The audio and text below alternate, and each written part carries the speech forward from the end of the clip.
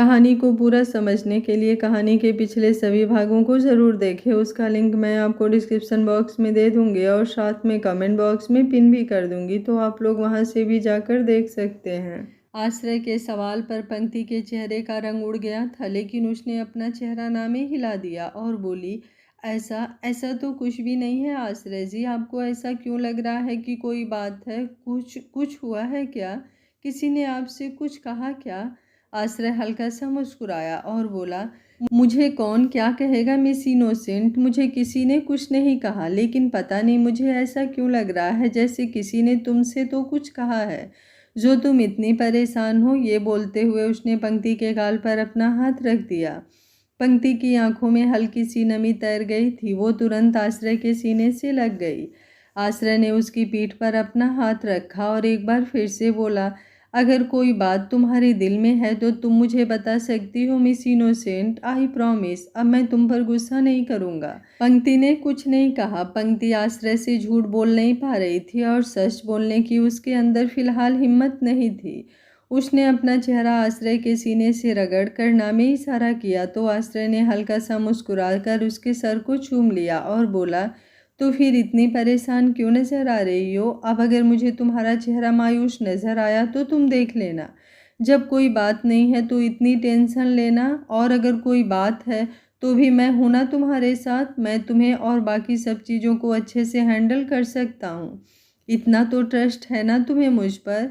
पंक्ति ने उसके सीने से हटाकर अपना चेहरा हामी हिलाया तो आश्रय एक बार फिर से मुस्कुराया।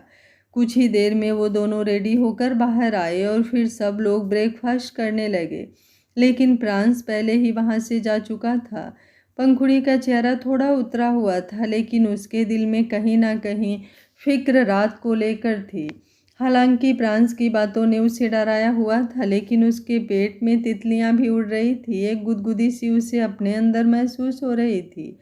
आश्रय भी ब्रेकफास्ट करने के बाद वहां से चला गया तो पंक्ति अब पंखुड़ी की तरफ देखने लगी।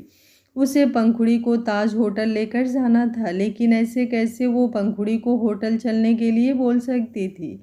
इसलिए वो सोच रही थी कि अब वो क्या करे। तभी उसके फ़ोन पर रिवा का मैसेज आया, दोपहर 3 बजे अगर तुम ताज होटल नहीं आई तो 3:30 बजे तुम्हारी पिक्चर्स आश्रय के फ़ोन पर पहुंच जाएगी। उस मैसेज को देखकर पंक्ति के चेहरे पर एक बार फिर से डर झलकने लगा था। वहीं दूसरी तरफ प्रांस अपने ऑफिस में था और अपना काम कर रहा था। तभी नितिन उसके केबिन में आया। उसने प्रांस की तरफ देखते हुए कहा, 2:30 बजे आपकी होटल ताज में मीटिंग है बॉस, आपको याद तो है ना? प्रांस हल्का सा व्यंग से मुस्कुरा कर बोला, और तुम मेरे एम्प्लॉई हो, मेरे पर्सनल असिस्टेंट हो, मेरे बॉस ने, ये तुम्हें याद है ना? ये बोलते हुए उसकी उंगलियां लैपटॉप पर चल रही थी। नितिन ने अपना चेहरा नीचे की तरफ झुका लिया। प्रांस एक बार फिर से बोला, प्रांस राणा यूं ही इतना बड़ा बिजनेसमैन नहीं है। अगर वो अपना शेड्यूल भूलने लगा तो बस हो गया उसका काम। खैर, अब तुम यहाँ से जा सकते हो। 2:30 बजे की मीटिंग में तुम मेरे साथ चलने वाले हो।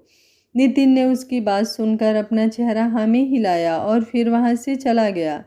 प्रांस एक बार फिर से अपने काम में बिजी हो गया था और फिर लगभग से 2:15 बजे वो अपने केबिन से बाहर निकला और उसके बाहर निकलते ही नितिन भी उसके पीछे पीछे चलने लगा। वहीं दूसरी तरफ पंक्ति अपने रूम में थी और इधर उधर टहल रही थी। उसे समझ नहीं आ रहा था कि वो पंखुड़ी को कैसे ताज होटल लेकर जाए, और अगर उसे होटल लेकर भी जाएगी तो वहाँ क्या होगा। वो प्रांस और पंखुड़ी को भी अलग नहीं करना चाहती थी और रीवा से अपना पीछा भी छुड़ाना चाहती थी। कुछ सोचते हुए उसने एक गहरी सांस ली और पंखुड़ी के रूम में आई। पंखुड़ी बेड पर बैठी अपने फ़ोन पर इंस्टाग्राम चला रही थी। सुबह से उसके फ़ोन पर सिर्फ और सिर्फ वैलेंटाइन से रिलेटेड वीडियोस आ रही थी और उन्हें देखकर उसका दिल कल्प रहा था। हर वीडियो में वो खुद को और प्रांस को इमेजिन करती और फिर जब उसे याद आता कि प्रांस ने तो उसे सुबह से वैलेंटाइन डे विश भी नहीं किया है, तो उसे प्रांस पर गुस्सा और खुद पर तरस आ जाता। तभी उसके रूम का दरवाज़ा खुला और पंक्ति अंदर की तरफ आते हुए बोली, मैं अंदर आ जाऊं भाभी? पंखुड़ी मुंह बनाते हुए बोली, तुम ऑलरेडी अंदर आ चुकी हो। ये बोलते हुए उसकी नज़रें पंक्ति के पैरों पर थी। पंक्ति अंदर की तरफ आई और मुस्कुराते हुए बोली, एक्चुअली मुझे लगा आप जेठ जी के लिए कुछ स्पेशल प्लान कर रही होंगी। आज वैलेंटाइन डे है ना, तो मुझे लगा आप शायद उनका कोई सरप्राइज़ देने वाली होंगी।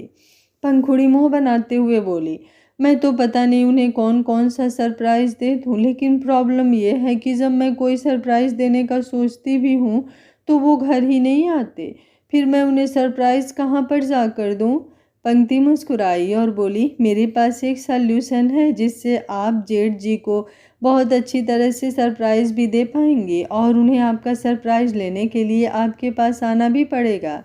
पंखुड़ी ने उसे सवालिया नज़रों से देखा।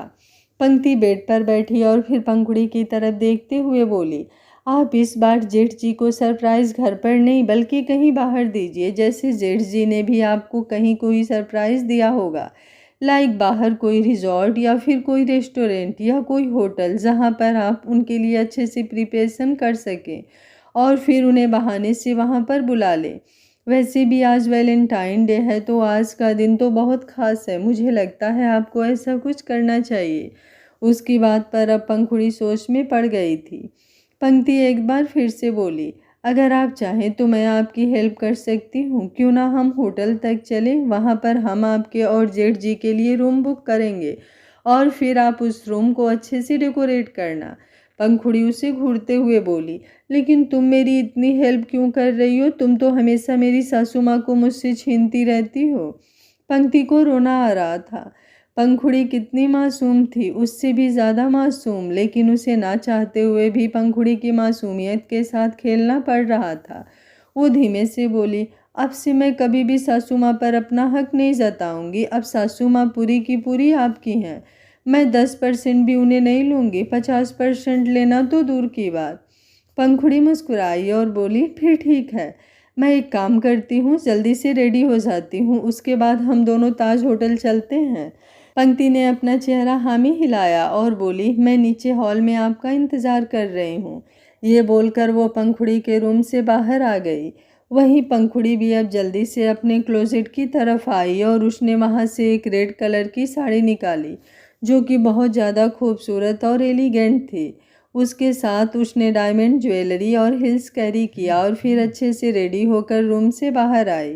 पंक्ति ने सृष्टि को पहले ही बोल दिया था कि प्रांस ने पंखुड़ी को होटल में बुलाया है, तो वो उसे लेकर होटल जा रही है, जिस पर सृष्टि ने भी उन दोनों को कुछ नहीं कहा और पंक्ति और पंखुड़ी दोनों घर से बाहर आकर गाड़ी में बैठी और वहां से निकल गई। पूरे रास्ते पंक्ति के दिल में उथल पुथल मची हुई थी। तभी उसके फ़ोन पर रिवा का मैसेज आया, रूम नंबर 501। वो मैसेज पढ़ने के बाद पंक्ति ने पंखुड़ी की तरफ देखा, जिसके चेहरे पर एक्साइटमेंट साफ नज़र आ रही थी। वो तो बस ये सोच सोच कर खुश हो रही थी कि प्रांस का तो पता नहीं उसे वैलेंटाइन सरप्राइज़ देगा या नहीं, लेकिन आज वो जो उसे सरप्राइज़ देने वाली है, उसे देखकर उसके होश उड़ जाएंगे। वहीं दूसरी तरफ प्रांस होटल ताज रूम नंबर 501 में बैठा था, जहां पर उसके साथ कुछ बिजनेसमैन बैठे थे और उनकी मीटिंग चल रही थी। उनमें रिवा भी शामिल थी, लेकिन प्रांस रिवा की तरफ देख तक नहीं रहा था। लगभग से आधा घंटा वो मीटिंग चली और फिर उनके बीच कुछ ड्रिंक सर्व की गई। प्रांस ने अपने हाथ में ड्रिंक उठाई और उसे आराम से पीने लगा और उसे वो ड्रिंक पीते हुए देख रिवा के चेहरे पर डेविल स्माइल तैर रही थी। वो मन ही मन बोली, बहुत गुरूर है ना तुम्हारे अंदर प्रांस राणा। आई नो जो मैं कर रही हूँ उसके बाद तुम शायद मुझे हासिल नहीं होगे, लेकिन इतना ज़रूर कन्फर्म है कि वो पंखुड़ी सिर्फ तुम्हारी ज़िंदगी से नहीं बल्कि इस दुनिया से ही हमेशा हमेशा के लिए चली जाएगी। आज मैंने अपना प्लान किसी और के भरोसे नहीं छोड़ा। आज जो भी करूँगी मैं खुद करूँगी। ये बोलते हुए उसके चेहरे पर डेविल एक्सप्रेशंस थे और तभी प्रांस की नज़र उस पर गई। उसके एक्सप्रेशंस देखकर उसकी आईब्रो ऊपर की तरफ उठ गई। इतना तो वो समझ गया था कि ज़रूर उसके दिमाग में कुछ चल रहा है, लेकिन क्या ये फ़िलहाल वो भी नहीं जानता था। तभी कुछ ही देर में प्रांस का सिर भारी होने लगा। वो अपने सिर पर अपना हाथ रखकर बोला, आई गेस हमें ये मीटिंग यहीं पर ओवर करनी चाहिए, बिकॉज इसे मैं आगे कंटिन्यू नहीं कर पाऊँगा। न्यू शेड्यूल आप सब लोगों को इन्फॉर्म कर दिया जाएगा। उसकी बात पर सभी बिजनेसमैन हैरानी से उसकी तरफ देख रहे थे, लेकिन उनके पास और कोई ऑप्शन भी नहीं था। इसलिए वो सब लोग उठे और वहाँ से जाने लगे। रीवा भी वहाँ से उठी क्योंकि फिलहाल प्रांस अपनी सेंस में था। अगर वो वहाँ पर बैठी रहती तो प्रांस वहाँ से उठकर बाहर चला जाता। वो प्रांस को फिलहाल कुछ वक्त के लिए अकेला छोड़ रही थी ताकि वो वापस रूम में आए तो प्रांस तब तक अपनी पूरी सेंस खो चुका हो। वहीं दूसरी तरफ नितिन जो कॉरिडोर में था, एक वेटर उसके पास आया और उसकी तरफ देखते हुए बोला, आपको बाहर पार्किंग एरिया से अपनी गाड़ी हटानी पड़ेगी। एक गाड़ी वहाँ फंस गई है और उसका वहाँ से निकलना बहुत ज़रूरी है। कुछ मेडिकल इशू हुआ है। नितिन ने अपना चेहरा हाँ में हिलाया और फिर उस वेटर के साथ लिफ्ट एरिया की तरफ बढ़ गया। वहीं दूसरी तरफ प्रांस ने अपने फ़ोन से नितिन को कॉल किया ताकि वो उसे बोल सके कि वो वहाँ पर ध्यान रखे। फिलहाल वो इस हाल में नहीं था कि वापस ऑफिस जा सके।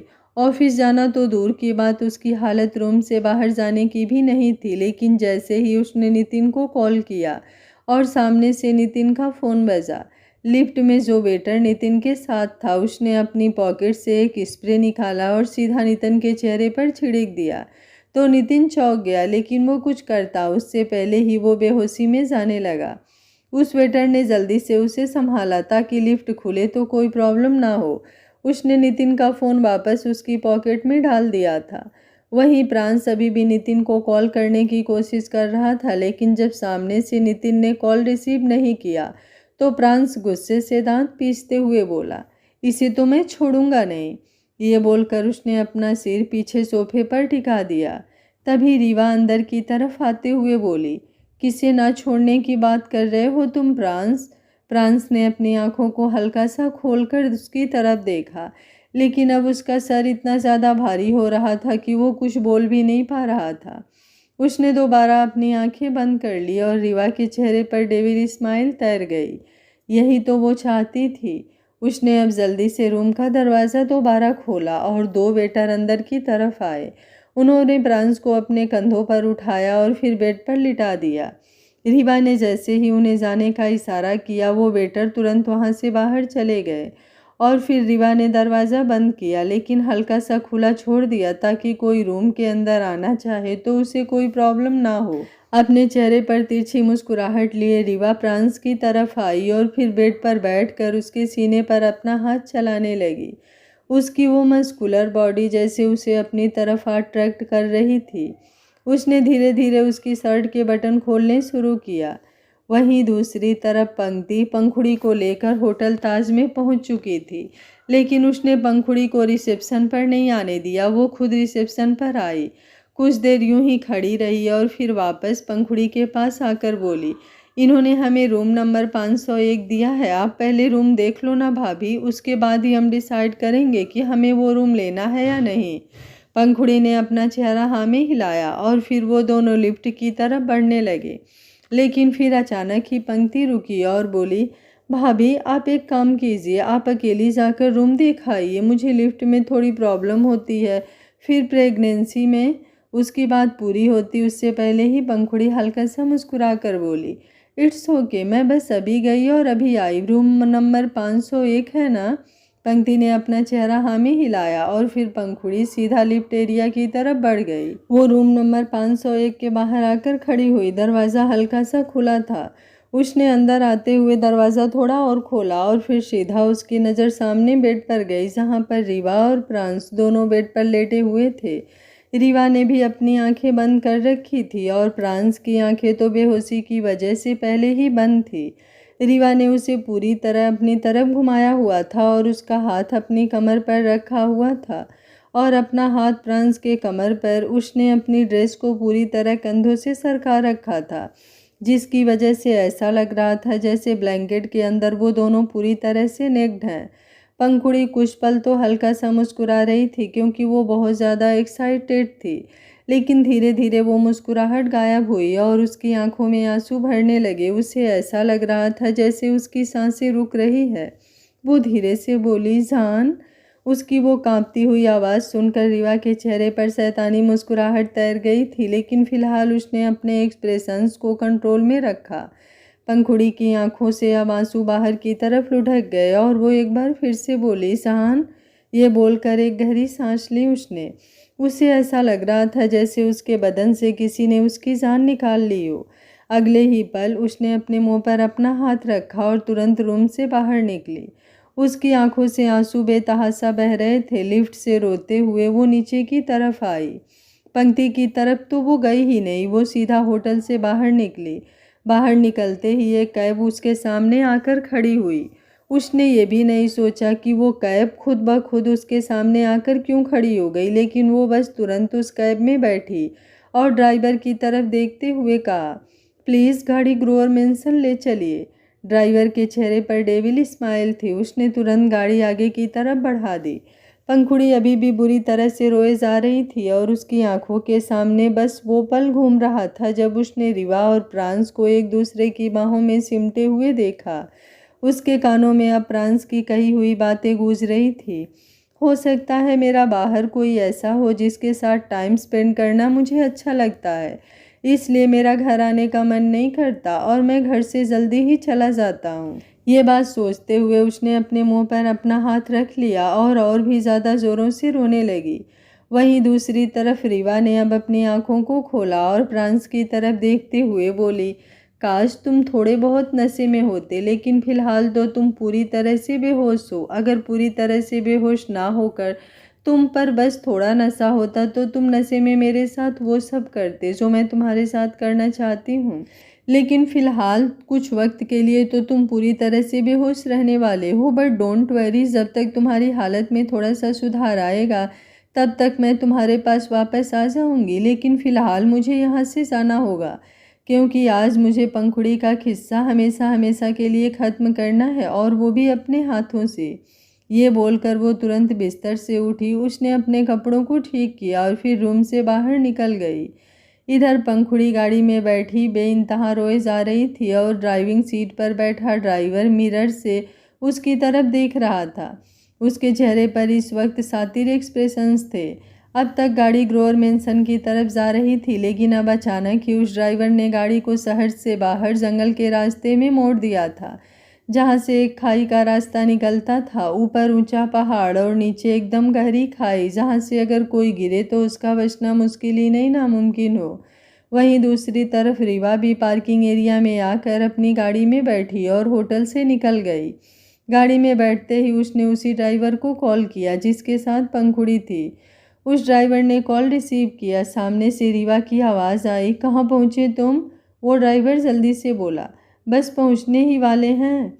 रीवा हल्का सा मुस्कुराई और बोली, एक काम करो, मैंने तुम्हें जो स्प्रे करने के लिए कहा था वो स्प्रे कर दो, वो गाड़ी से बाहर नहीं निकलनी चाहिए। ड्राइवर जल्दी से बोला, ठीक है। सामने से रीवा ने अब कॉल डिस्कनेक्ट कर दिया और ड्राइवर ने डैशबोर्ड में से एक बोतल निकाली जो कि एक स्प्रे बोतल थी, जिसके बाद अब पंखुड़ी बेहोश हो जाने वाली थी। उसने उस बोतल को हल्का सा हिलाया और फिर उसका ढक्कन खोलकर पूरी तरह से स्प्रे कर दिया। उसके खुद के चेहरे पर मास्क लगा हुआ था तो उसे उस स्प्रे से कोई प्रॉब्लम नहीं होने वाली थी, लेकिन जैसे ही वो स्प्रे हुए पंखुड़ी को अजीब सा लगने लगा। उसकी आंखें भारी होने लगी और उनमें हल्की हल्की नमी आने लगी। उसकी आंखें बंद होती जा रही थी। वो उस ड्राइवर की तरफ देखते हुए बोली, ये आपने कौन सा स्प्रे किया है? ये बोलते हुए अब उसने बाहर की तरफ देखा और बाहर अपने घर का रास्ता ना देखकर वो और भी ज़्यादा चौंक गई। ड्राइवर के चेहरे पर एक बार फिर से डेविल स्माइल आ गई और इसके आगे पंखुड़ी कुछ बोल ही नहीं पाई। तकरीबन 15 मिनट बाद एक गाड़ी खाई के बिल्कुल किनारे पर आकर रुकी और उसमें से ड्राइवर बाहर निकला। उसने गाड़ी की बैक सीट की तरफ देखा जिस पर पंखुड़ी लेटी हुई थी और उस ड्राइवर के चेहरे पर तिरछी मुस्कुराहट थी। तकरीबन 1 मिनट बाद ही एक गाड़ी वहां पर और आकर रुकी और उस गाड़ी की ड्राइविंग सीट में से रीवा बाहर निकली। रीवा ने सामने खड़ी दूसरी गाड़ी की तरफ देखा जिसमें पंखुड़ी थी और उसके चेहरे पर सातिर एक्सप्रेशंस आ गए। वो आगे की तरफ आई। वो ड्राइवर रीवा की तरफ देखते हुए बोला, मैंने आपका सारा काम कर दिया है, अब आप बताइए आगे क्या करना है? इस गाड़ी को इस खाई से धक्का देना है क्या? रीवा मुस्कुराई और बोली, हाँ, लेकिन ये धक्का तुम नहीं मैं दूंगी। इस लड़की से मैं कितनी नफरत करती हूँ ये मैं तुम्हें बता नहीं सकती। इस लड़के की वजह से वो प्रांस मेरा नहीं हुआ और पता नहीं आगे भी होगा या नहीं, लेकिन मैं कुछ ना कुछ कर ही लूँगी। पर उस प्रांस को तो मैं हासिल करके रहूँगी। जिद है वो मेरी, और रीवा जिंदल अपनी जिद पूरी ना करे ऐसा हो ही नहीं सकता। ये बोलते हुए उसने बैक सीट पर लेटी हुई पंखुड़ी की तरफ देखा और फिर हल्का सा मुस्कुराते हुए गाड़ी के बिल्कुल पीछे आकर खड़ी हो गई। उसने गाड़ी पर अपने दोनों हाथ रखे और एक बार फिर से बोली, अब तुम क्या करोगे प्रांस? जब मैंने पहले पंखुड़ी का एक्सीडेंट किया था तब तो फिर भी ये बच गई। ये तो उसी दिन ख़त्म हो जाती अगर वो एक्सीडेंट थोड़ा सा और ज़्यादा खतरनाक हो जाता। लेकिन उस वक्त किस्मत ने तुम दोनों का साथ दे दिया, लेकिन अब तुम दोनों की किस्मत मेरे हाथ में है। बहुत प्यार करते हो ना तुम इस पंखुड़ी से, लेकिन सॉरी, अब तुम्हारा प्यार पूरी तरह से अधूरा रह जाएगा, क्योंकि खाई से गिरने के बाद तो पंखुड़ी के जिंदा रहने के चांसेस ही नहीं हैं। ये बोलकर उसने अपना हाथ गाड़ी पर और भी ज़्यादा कस दिया और एक बार फिर से बोली, क्या कुछ नहीं किया मैंने तुम्हें हासिल करने के लिए? अगर तुम मुझे पहले ही मिल जाते तो मुझे इतना सब कुछ नहीं करना पड़ता। बेचारी पंक्ति, बेवजह तुम्हारी वजह से मेरे हाथों इतनी टॉर्चर होती रही। उसकी शादी आश्रय से करवाने के लिए कितने पापड़ बेले मैंने। वो छोटी सी थी तब से उसे टॉर्चर करती आ रही हूँ मैं, लेकिन तुम्हारे चक्कर में तो मैंने हद ही पार कर दी। पर मैंने जो कुछ भी किया उसके लिए मुझे ज़रा भी अफसोस नहीं, क्योंकि वो पंक्ति डिज़र्व ही ये करती है। एक नंबर की बेवकूफ़ लड़की है वो। बचपन से लेकर अब तक उसे टॉर्चर करती रही हूँ मैं। क्या कुछ नहीं किया मैंने उसके साथ? बेचारी को ना जाने कितने कितने दिनों तक तो भूखा रखा था मैंने। उसको मारती थी, पीटती थी, लेकिन उसकी क्या मजाल जो वो तनिष्क के सामने अपनी ज़ुबान भी खोल दे। बेचारी मेरे हाथों की कठपुतली थी और हमेशा कठपुतली ही बनकर रह जाएगी। किसी को तो पता भी नहीं चलेगा कि इन सब के पीछे उसने ही मेरा साथ दिया था। पर मेरे लिए वो फिर भी खतरे की घंटी है। पर कोई बात नहीं, एक बार इस पंखुड़ी को ख़त्म कर दूँ, उसके बाद उसकी भी बारी आएगी और अच्छे से आएगी। अगर उसको भी इस दुनिया से अलविदा ना कर दिया तो मैं भी रीवा जिंदल नहीं, लेकिन फ़िलहाल तो मैं तुम्हारी इस हॉस्पिटल का काम तमाम करूं। ये बोलते हुए उसने गाड़ी को हल्का सा धक्का दिया तो गाड़ी थोड़ा आगे की तरफ बढ़ गई। उसका एक टायर खाई के नीचे की तरफ था। रीवा ने जैसे ही गाड़ी को हिलते हुए देखा वो किसी शैतान की तरह हंसने लगी। वो प्रांस के बारे में याद करते हुए बोली, मेरी जिद को चैलेंज किया था ना तुमने प्रांस राणा, तो देखो अब मेरी जिद जीत गई और तुम हार गए। ये बोलकर उसने अपने दोनों हाथों से गाड़ी को जोर से धक्का दिया तो गाड़ी सीधा आगे की तरफ लुढ़क गई। पंखुड़ी के समेत गाड़ी खाई से नीचे गिरी और अगले ही पल एक जोरदार धमाके की आवाज़ आई। आग की लपटें ऊपर तक उठ गई थी और आसमान में काला धुआं फैल रहा था। रीवा गुस्से से जबड़े कसते हुए खाई की तरफ देख रही थी और अब उन आग की लपटों को देखते हुए वो शैतानों की तरह हंसने लगी थी। वो ड्राइवर अभी भी वहीं पर खड़ा था। रीवा को देखते हुए उसे सच में डर लगने लगा था कि कोई इतना खतरनाक कैसे हो सकता है। रीवा अभी भी शैतानों की तरह हंस रही थी। अब उसने अपनी आंखों पर गॉगल्स लगाए और बोली, मैं तो भूल ही गई, मुझे तो होटल तक वापस जाना है, मुझे मेरे प्रांस के पास जाना है। अब तक तो उसके सर से नशा थोड़ा उतर गया होगा, क्या पता आज ही वो कयामत की रात हो जब मुझे मेरा प्रांस हमेशा के लिए मिलने वाला है। वैसे भी अब उसे इतना बड़ा दुख मिलेगा तो उसे संभालने वाला भी तो कोई होना चाहिए ना। मैं उसे संभाल लूँगी भी और उसे अपना सारा प्यार भी दूँगी। ये बोलकर वो अपनी गाड़ी की तरफ बढ़ने लगी, लेकिन तभी एक गाड़ी बड़ी ही स्पीड से आकर वहाँ पर रुकी और रीवा हैरानी से उस गाड़ी की तरफ देखने लगी, क्योंकि वो गाड़ी किसी और की नहीं बल्कि तनिष्क की थी। तनिष्क के साथ साथ परीक्षा भी थी। जैसे ही वो दोनों गाड़ी से बाहर निकले उन्होंने अपने कदम रीवा की तरफ बढ़ा दिए थे और रीवा भी एकदम चौंक गई थी।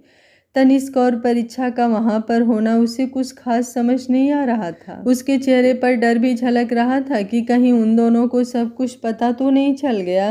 वहीं तनिष्क जाकर रीवा के सामने खड़ा हुआ और बोला, ये सब क्या है दी? रीवा लड़खड़ाती हुई आवाज़ के साथ बोली, क्या? किस बारे में पूछ रहे हो तुम तनिष्क? परीक्षा गुस्से से बोली, अभी भी हमें बताना पड़ेगा रीवा दी, हम किस बारे में पूछ रहे हैं। एक्चुअली मुझे आपको दी तो कहना ही नहीं चाहिए, क्योंकि आप इज्जत के लायक तो बिल्कुल भी नहीं हैं। आप जैसी घटिया लड़की जो मेरे परिवार की खुशियां बर्बाद करने में लगी हुई है उसे मैं रिस्पेक्ट दूं, ऐसा कैसे हो सकता है? आपको तो मुझे 2-4 तमाचे जड़ने चाहिए। रीवा गुस्से से कांपते हुए बोली, जुबान संभाल कर बदतमीजी मत करना मेरे साथ, वरना छोड़ूंगी नहीं मैं तुम्हें। तनिष्क, संभालो अपनी बीवी को, वरना। उसकी बात पूरी होती उससे पहले ही तनिष्क बोला, मैं मेरी बीवी को तो अच्छे से संभाल लूँगा दी, पहले आप ये बताइए कि आप जो कर रही हैं उसका क्या? आपको ज़रा सी भी शर्म नहीं आई? आपके ज़मीर ने आपको ज़रा सा भी नहीं धिक्कारा? मैं सोच भी नहीं सकता था कि आप इतनी घटिया हरकत कर सकती हैं। लाइक सीरियसली, पंक्ति के साथ इतना सब कुछ हो रहा था और मुझे पता भी नहीं चला, और अब आपने पंखुड़ी भाभी के साथ। उसकी बात सुनकर रीवा को अब कोई शक नहीं रह गया था कि उन दोनों को सब कुछ पता चल चुका है। उसकी आंखें बड़ी हो गई थी। वो तुरंत बोली, इसका मतलब तुम्हें पंक्ति ने ही ये सब कुछ बताया है? उसे तो मैं छोड़ूंगी नहीं। लेकिन एक बात मेरी कान खोलकर सुन लो तनिष्क, अगर मैं पंखुड़ी को ठिकाने लगा सकती हूँ, पंक्ति का ये हाल कर सकती हूँ, तुम्हें कुछ भी कर सकती हूँ, मुझे मजबूर मत करो कि मैं तुम्हें और तुम्हारी इस बीबी को भी खत्म कर दूँ। तनिष्क हैरानी से बोला, मतलब अब आप अपने घटियापन से हमें भी खत्म करेंगी? जरा बताइए क्या करेंगी आप? हमें जान से मारेंगी? रीवा गुस्से से जबड़े कसते हुए बोली, अगर मारना पड़ा तो ज़रूर मारूंगी। ये बोलते हुए उसने तुरंत अपनी गाड़ी का दरवाज़ा खोला और उसमें से गन निकाल लिया। परीक्षा और तनिष्क दोनों की आंखें बड़ी हो गई थी। रीवा ने अब गन को परीक्षा की तरफ पॉइंट किया और बोली, अगर तुम लोगों ने किसी के सामने भी अपनी जुबान खोली तो मैं तुम दोनों को नहीं छोड़ूंगी तनिष्क। वादा करो तुम मुझसे कि तुम ये सब कुछ किसी को नहीं बताओगे, वरना मैं अभी इसी वक्त तुम्हारी इस बीबी की जान ले लूँगी। ये बोलते हुए अब उसने एक नज़र परीक्षा की तरफ देखा। परीक्षा भी गुस्से से उसकी तरफ देख रही थी, लेकिन अब वो अचानक से मुस्कुराई और बोली, एक काम कीजिए, आप गन चला ही दीजिए, क्योंकि चुप रहने वालों में से तो परीक्षा तनिष्क जिंदल है ही नहीं। रीवा गुस्से से बोली, मतलब तुम नहीं मानोगी? परीक्षा ने अपना चेहरा ना में हिलाया और बोली, बिल्कुल भी नहीं। क्या हुआ, इतना सोच क्यों रही हैं? चलाइए गोली और ख़त्म कर दीजिए मुझे। वैसे भी लोगों को मारना तो आजकल आपका फेवरेट काम हो गया है। आपने पहले भी पंखुड़ी भाभी का एक्सीडेंट करवाया, लेकिन उनकी किस्मत अच्छी थी, या फिर यूं कहूँ कि मेरा भाई उनसे प्यार बहुत करता है, इसलिए वो बच गई। पंक्ति की नस काटने की भी कोशिश की थी ना आपने? उसकी इस बात पर रीवा व्यंग से मुस्कुराते हुए बोली, मतलब सारा कच्चा चिट्ठा खोल कर रख दिया है उस पंक्ति ने? परीक्षा तुरंत बोली, और फिर भी आपके चेहरे पर जरा सी भी शर्म लिहाज नहीं। खैर, अब आप रुकी हुई क्यों हैं? अब तक गोली क्यों नहीं चलाई आपने? मैं चुप नहीं रहने वाली। मैं तो पूरी दुनिया को चिल्ला चिल्ला कर आपका सच बताने वाली हूँ कि कैसे आप लोगों के घर बर्बाद करती हैं, कैसे आप लोगों को मेंटली टॉर्चर करती हैं, कैसे आप लोगों की ज़िंदगी छीनने का काम रखती हैं, और कितनी घटिया आप हैं और कितना घटिया आपका दिमाग। रीवा गुस्से से कांपते हुए बोली, तनिष्क, अपनी बीबी को चुप करवाओ, वरना मैं सच में गोली चला दूंगी। परीक्षा भी जल्दी से बोली, उनसे क्या बोल रही हैं? जब मैं कह रही हूँ मुझ पर गोली चलाइए तो गोली चलाइए ना। आपको रोका किसने है? मेरी जुबान से आपको प्रॉब्लम है तो अब और सुन लीजिए, आप एक नंबर की निहायती घटिया, बदतमीज, बकवास और बेशर्म लड़की हैं, जो कभी किसी की हो ही नहीं सकती। आप जैसे लोगों को तो इस दुनिया में जीने का हक भी नहीं बनता। आप लोगों को तो पैदा होते ही मर जाना चाहिए। घटियापन की मिसाल हैं आप। और अगर मेरा बस चले तो मैं अभी इसी वक्त आपकी जान ले लूं। लड़की के नाम पर कलंक हैं आप। जैसे ही उसने कहा, रीवा गुस्से से दांत पीसते हुए बोली, तुम्हारी इतनी हिम्मत कि तुम मेरे बारे में इतनी बकवास करो, अब तो मैं तुम्हें नहीं छोड़ूंगी। ये बोलकर उसने ट्रिगर पर उंगली रखी और ट्रिगर दबा दिया। गोली चलने की आवाज़ तो आई, लेकिन गोली गन से निकली नहीं। रीवा के पैरों तले ज़मीन खिसक गई। उसने एक बार फिर से ट्रिगर दबाया, लेकिन इस बार भी बस सिर्फ हल्की सी आवाज़ आई, लेकिन गल से गोली नहीं निकली। रीवा ने गुस्से से अपने जबड़े कस लिए थे और उसकी सांसें अब थोड़ी गहरी होने लगी थी।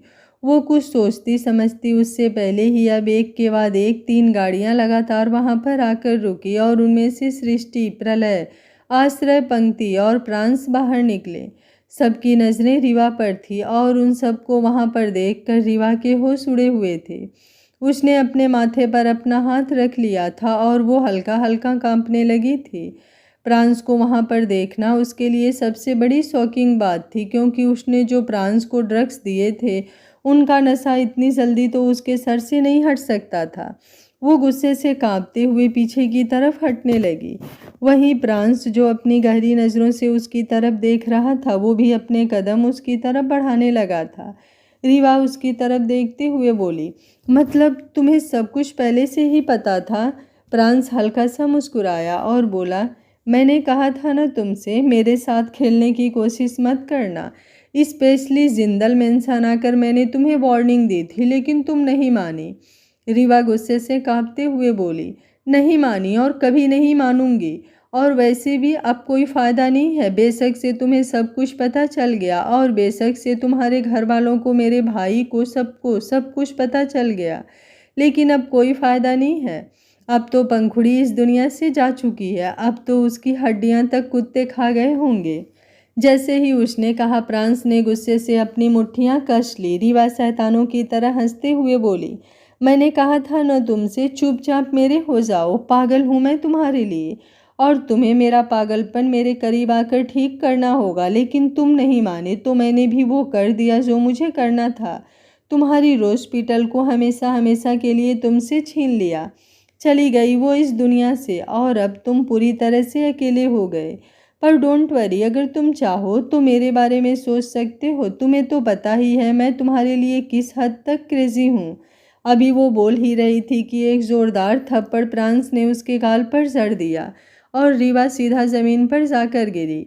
डर से उसकी आह निकल गई थी। प्रांस उसकी तरफ देखते हुए बोला, अब तुम्हारा क्रेजीनेस थोड़ा सा ठीक हुआ या फिर और चाहिए? रीवा गुस्से से जबड़े कसते हुए उसकी तरफ देख रही थी। वो तुरंत ऊपर की तरफ उठी और अगले ही पल उसने प्रांस का गिरेबान पकड़ लिया। वो गुस्से से चिल्लाते हुए बोली, क्या कुछ नहीं किया मैंने तुम्हारे लिए, और तुम हमेशा मेरे साथ यही करते हो प्रांस। उस दिन भी तुमने मुझ पर हाथ उठाया, और प्रांस एक बार फिर से तुमने मुझे थप्पड़ मारा। समझते क्या हो तुम खुद को? हाँ, मैं तुम्हारे लिए पागल हूँ तो तुम कुछ भी करोगे। तुम्हें पता है किसी की हिम्मत नहीं होती है मेरी तरफ नज़र उठाकर देखने की भी, और तुम मुझे ऐसे ट्रीट करते हो जैसे मैं इंसान ही नहीं हूँ। मैं तो कोई खिलौना हूँ जो तुम कभी भी तोड़कर फेंक सकते हो। तभी आश्रय वहाँ पर आया और बोला, जब खुद को एक थप्पड़ लगा तो अपना कंपैरिजन खिलौने के साथ कर दिया, और जब दूसरों को टॉर्चर करती हो उसका क्या? ये बोलते हुए वो रीवा को बहुत ही गुस्से भरी नज़रों से देख रहा था, और उसके पीछे ही पंक्ति खड़ी थी जो थर थर कांप रही थी। लेकिन अब वो जल्दी से आश्रय के पीछे हो गई। उसकी इस हरकत पर रीवा शैतानों की तरह हंसने लगी थी। वो डेविल स्माइल के साथ बोली, तो इसने सब कुछ बता दिया तुम्हें, लेकिन बहुत देर कर दी। मुझे पता ही था कि ये लड़की कभी भी मुझे धोखा दे सकती है। आज तक तो इसने कभी अपनी जुबान नहीं खोली थी, लेकिन आज इसने मेरे साथ चालाकी की। मन तो कर रहा है मैं इसका मुंह तोड़ दूं, लेकिन इसे मारने से मुझे हासिल भी क्या होगा? पहले तो मुझे डर लग रहा था कि कहीं ये तुम सब लोगों के सामने सच ना उगल दे, लेकिन अब तो तुम सब लोगों को सब सच पता चल ही गया है, तो अब तो इसे मारने का मतलब ही नहीं बनता। और वैसे भी अब तो मेरा मकसद भी पूरा हो गया है। अब तो ये बेशक से कुछ भी करे, घंटा फर्क पड़ता है।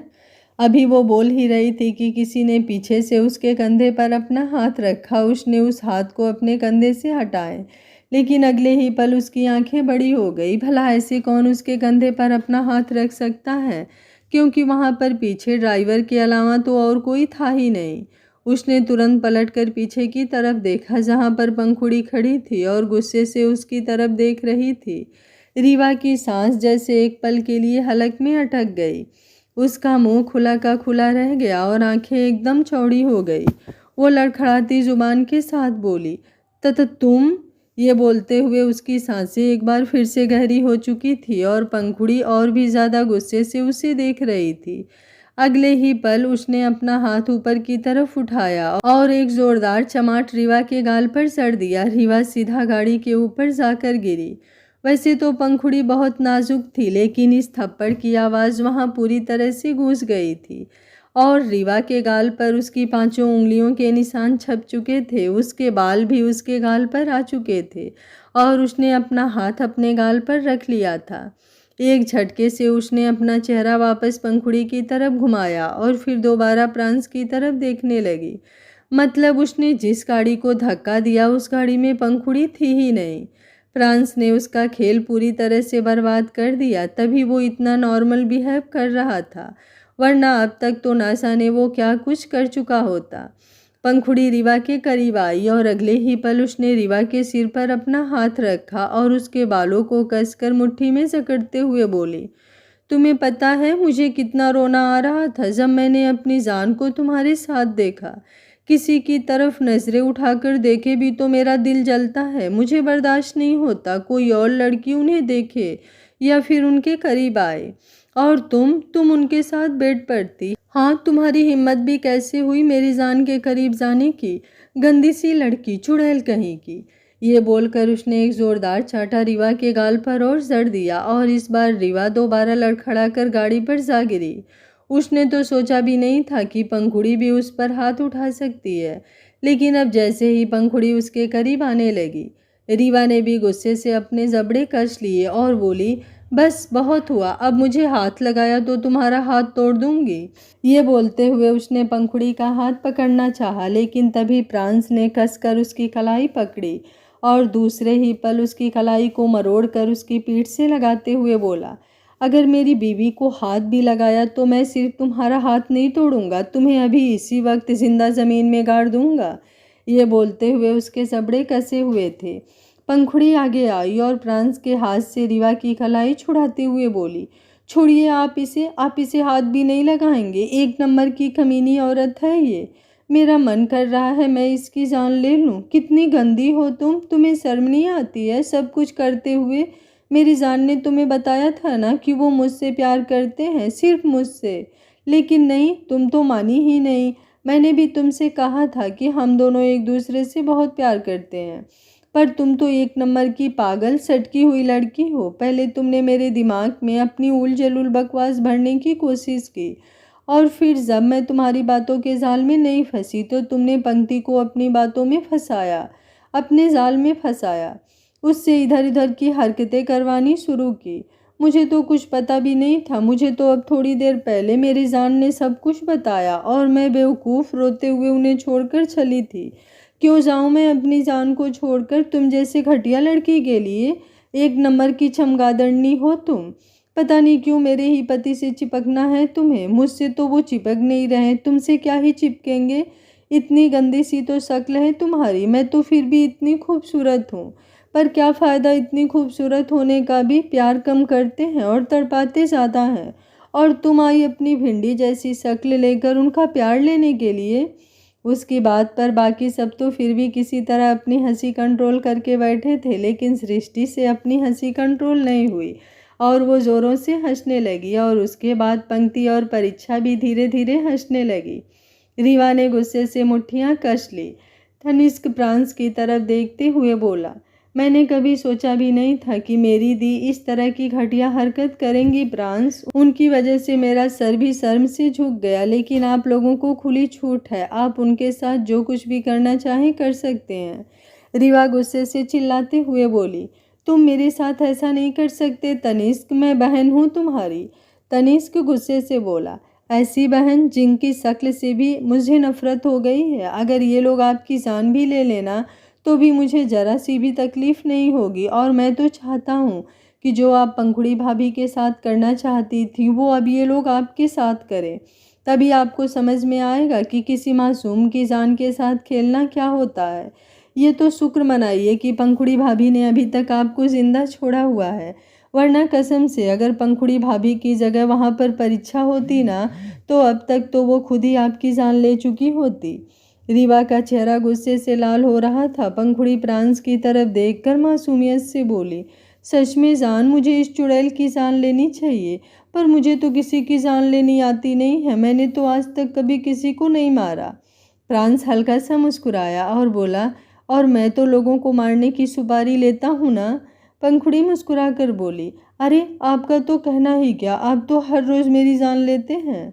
फ्रांस की नज़रें उस पर थोड़ी इंटेंस हो गई थी। आश्रय ने पंक्ति की तरफ देखा जो बिल्कुल शांत उसके साथ खड़ी थी, और वो उस वक्त को याद कर रहा था जब उसे पता चला था कि पंक्ति प्रेग्नेंट है।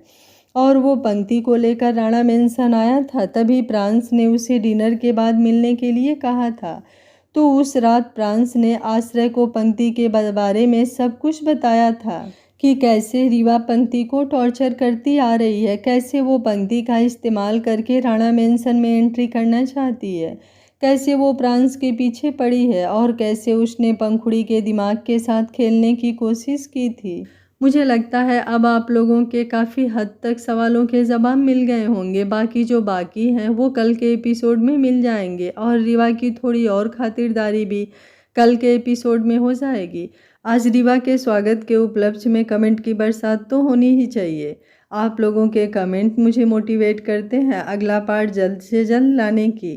उम्मीद करती हूँ कहानी का आज का पार्ट आप लोगों को पसंद आया होगा। अगर वीडियो पसंद आया है तो एक लाइक ज़रूर करिएगा। Thank you for watching. मिलते हैं कहानी के अगले भाग में। तब तक स्वस्थ रहिए, मस्त रहिए, अपना ख्याल रखते रहिए।